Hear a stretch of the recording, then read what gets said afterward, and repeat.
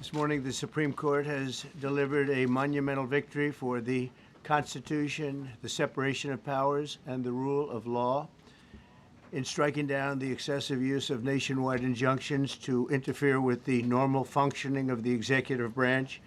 The Supreme Court has stopped the presidency itself. That's what they've done. And really, it's been an amazing period of time this last hour.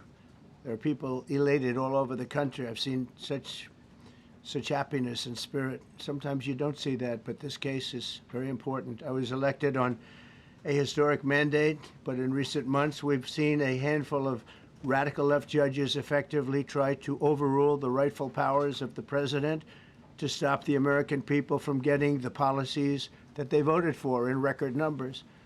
It was a grave threat to democracy, frankly, and instead of merely ruling on the immediate cases before them, these judges have attempted to dictate the law for the entire nation.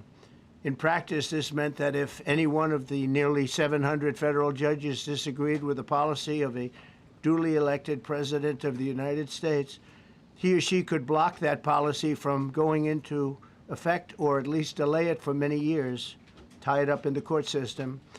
This was a colossal abuse of power which never occurred in American history prior to recent decades, and we've been hit with more nationwide injunctions than were issued in the entire 20th century together. Think of it, more than the entire 20th century, me.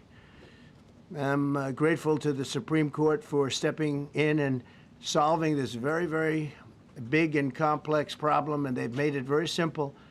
I want to thank Justice Barrett, who wrote the opinion brilliantly, as well as Chief Justice Roberts, and Justices Alito, Gorsuch, Kavanaugh, and Thomas. Great people.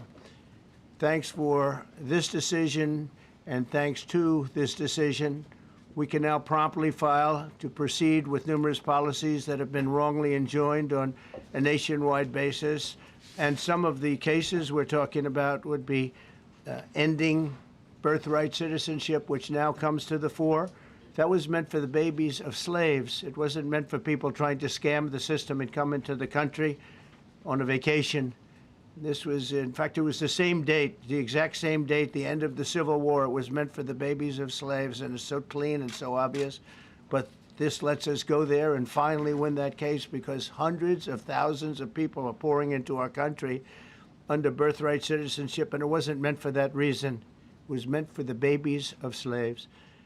So thanks to this decision, we can now promptly file to proceed with these numerous policies and those that have been wrongly enjoined on a nationwide basis, including birthright citizenship, ending sanctuary city funding, suspending refugee resettlement, freezing unnecessary funding, stopping federal taxpayers from paying for transgender surgeries, and numerous other priorities of the American people.